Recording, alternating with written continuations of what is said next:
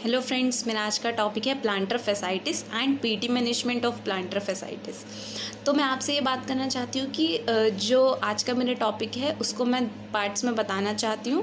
पहले पार्ट में मैं आपको इसका क्लिनिकल पार्ट बताऊँगी, देन इसका पीटी मैनेजमेंट बताऊँगी। जो प्लांटर फैसाइटिस कंडीशन होती है इसमें इम्पॉर्टेंट रोल प्ले करता है फिजियोथेरेपी। जो फिजियोथेरेपी का रोल है वो प्लांटर फैसाइटिस में बहुत ही इंपॉर्टेंट है, जिसकी वजह से उसके साइन सिम्टम्स में रिलीफ मिलता है, पेशेंट की जो चीफ कंप्लेंट होती है वो भी इम्प्रूव होती है। अब मैं आपको बताना चाहती हूँ सबसे पहले प्लांटर फैसाइटिस डिस्कस करने से पहले कि जो पेशेंट की चीफ कंप्लेंट होती है वो मोस्ट प्रोबेबली क्या होती है, मॉर्निंग स्टिफनेस। जब वो उठ के सुबह पैर रखते हैं ज़मीन पे तो उनके पैर के तलवे में दर्द होना, जो उनकी एड़ी होती है हील पेन होना, या फिर वॉकिंग में पेन होना, स्टैंडिंग में पेन होना, लॉन्ग टाइम तक स्टैंडिंग अगर करते हैं तो उसमें भी उसको हील पेन या फुट पेन हो सकता है। जो पैर का तलवा होता है वहाँ पर, तो सोल ऑफ फुट की मैं बात कर रही हूँ। अब मैं बात करती हूँ कि प्लांटर फैसाइटिस है क्या। जो हमारा पैर का तलवा होता है यानी कि जो हमारा सोल है वहाँ पर एक टेंडन होता है जो कि प्लांटर फेशिया होता है, जो कि कैल्केनियम बोन से हील ग्रेड टो तक कनेक्ट करता है। अगर इस वाले बैंड में अगर इन्फ्लेमेशन हो जाए तो उसे हम प्लांटर फैसाइटिस बोलते हैं। ये पेनफुल कंडीशन ऑफ फुट होती है। इसमें जो इंसर्जन होता है प्लांटर फेशिया का on medial process of calcaneal tuberosity वहाँ पर होता है। अब मैं आपको बताना चाहती हूँ कुछ साइन सिम्टम्स, कुछ एसोसिएटेड प्रॉब्लम्स जो कि इसके साथ होती हैं। जैसे कि मैंने बताया कि इन्फ्लेमेशन, तो मैंने ऑलरेडी इन्फ्लेमेशन के साइन सिम्टम्स आपको पिछले वीडियो में बताएं, जैसे कि पेन होगा, स्वेलिंग होगी और उस जगह पर रेडनेस आ जाएगी, उस जगह पर आपका वार्मथ एरिया मतलब गर्म जगह हो जाएगी क्योंकि वहाँ पर इन्फ्लेमेशन हुआ है। उसके वजह से रेंज ऑफ मोशन रेस्ट्रिक्टेड हो जाएंगे। ठीक है, तो पेन, दर्द होगा, स्वेलिंग, वहाँ पे सूजन मिलेगी, टेंडरनेस भी मिल सकता है। ठीक है, तो ये सारी कुछ पेशेंट की चीफ कंप्लेंट्स और ये मैंने एसोसिएटेड साइन से बताया कि क्या क्या प्रॉब्लम्स एसोसिएटेड होंगी। अब मैं बताना चाह रही हूँ कुछ रिस्क फैक्टर। रिस्क फैक्टर मतलब किस में सबसे ज़्यादा होने के चांसेस हो सकते हैं प्लांटर फैसाइटिस के।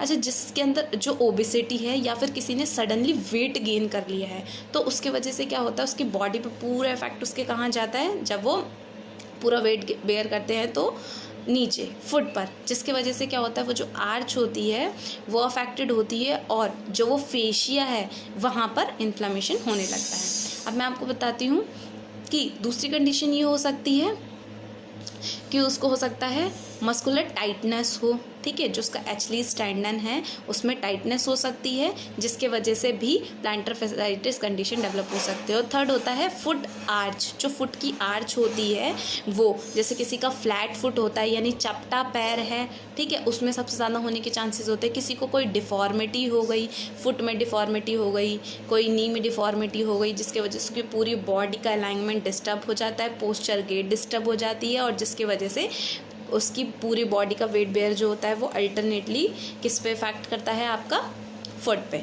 और जो प्लांटर फैसाइटिस की कंडीशन है वो डेवलप होने लगती है। जो स्पोर्ट पर्सन होते हैं जो कि लॉन्ग रनिंग करते हैं, लॉन्ग रनिंग मतलब लॉन्ग डिस्टेंस वाली रनिंग, उसमें ये सबसे ज़्यादा होने के चांसेस होते हैं। जिसका शूज़ जो है प्रॉपरली अलाइंड नहीं है, जिसमें पुअर आर्च होता है, सॉफ्ट टिश्यूज़ यानी कि हमारे पैर के जो आसपास के सॉफ्ट टिश्यूज़ हैं अगर उनको प्रॉपरली सपोर्ट नहीं मिल पाता है तो उसके वजह से भी ये कंडीशन डेवलप हो सकती है। तो इसलिए गुड क्वालिटी शूज़ पहने, प्रॉपर अलाइनमेंट में पहने।